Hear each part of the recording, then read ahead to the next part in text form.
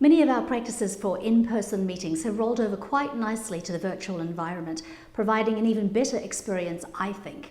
Cost-effective, time-saving, but there are challenges to be addressed. And so today I'm going to give you 10 tips to help you have a successful virtual meeting. Welcome to Morning Tea. Hi, I'm Joanne Jolie, business owner and entrepreneur, licensed yacht helmsman, mother, grandmother, and musical artist.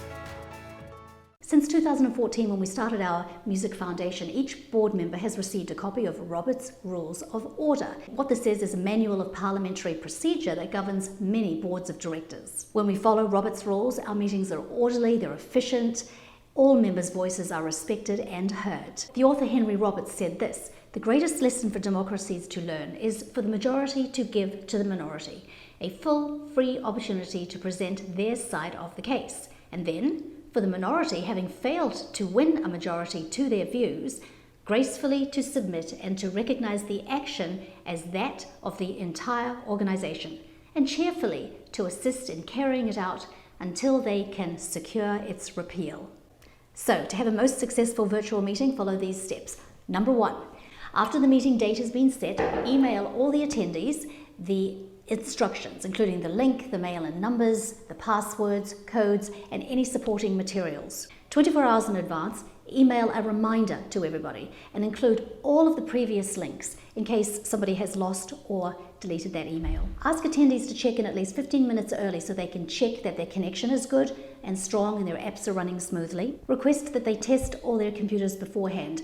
Slower and older computers need to be rebooted. Expect them to make this effort so the meeting starts on time, runs smoothly. It's a courtesy to the other members who are more prompt and prepared. Create an agenda. This is your official list of items that are going to be discussed at the meeting.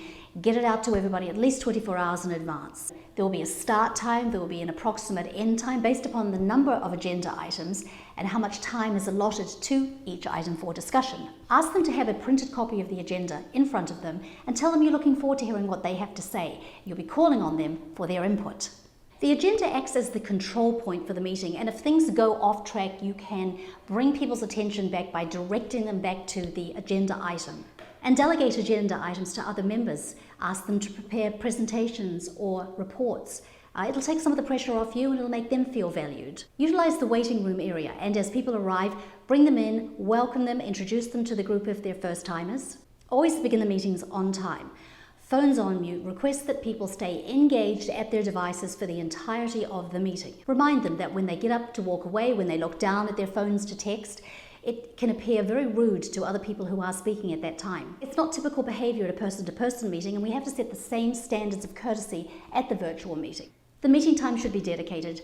Much time has already been saved in not having to drive to a location, and there's just no excuse for members not to give their full attention to the meeting and put all else aside. Give clear instruction on procedures, how attendees are to behave.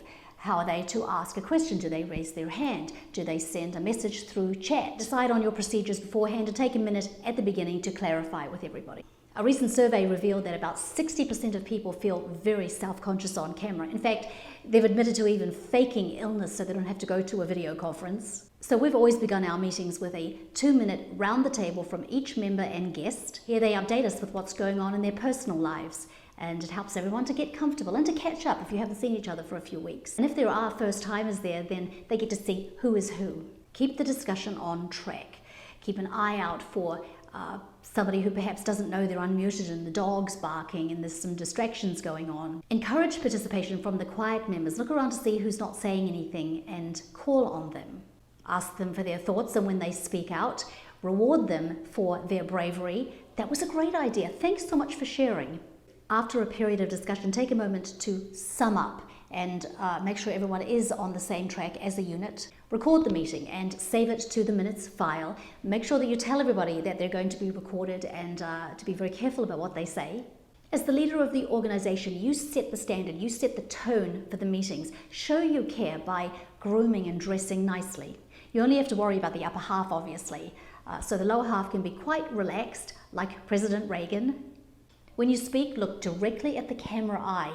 It's natural to want to look down at the screen and look at everybody, but it will appear that you're not paying attention. Make sure you have all the bugs worked out before you go live. I test and rehearse using the Facebook Live feature, Only Me. So I can record a quick video, check that everything's running well, and then delete it and no one has seen it. As you lead the meeting, every so often, nod, acknowledge that you are listening and engaged in what people are saying. As attendees leave the meeting, thank them. Thank you for being here. Appreciate your input today. Be the last to leave. It's very important that you are well lit, that you have good audio. So make sure that the light source is coming right at your face. If you have light that's coming from behind you or underneath you, it's going to make you look angry. Certainly is going to bring out every wrinkle and line. Who wants that? You can pick up a nice little ring light inexpensively. It clips right onto the back of your desk or onto the back of your computer. Position your webcam and your monitor at eye level, and this will help with your eye connection with the guests. Set up a clean and professional looking background. You don't want distractions. You want the meeting to stay focused on you and the agenda items. Sit up straight, look interested, smile. Smiling is so contagious. Everybody will feel happy if you're smiling. Watch your body language, don't slouch. The next day, send an email. Thank everybody again for their attendance and request their feedback. Ask specific questions so that you can improve the quality and the efficiency of the meeting for next time. Following these tips will provide meetings that are professional, valuable, efficient, and they show respect for the people who took the time to be there. So thank you so much for being here. If you haven't already subscribed to this channel, we put out new content every week. Also go to joannejolie.com and subscribe to be on my official mail list. And I look forward to seeing you next time. Bye-bye.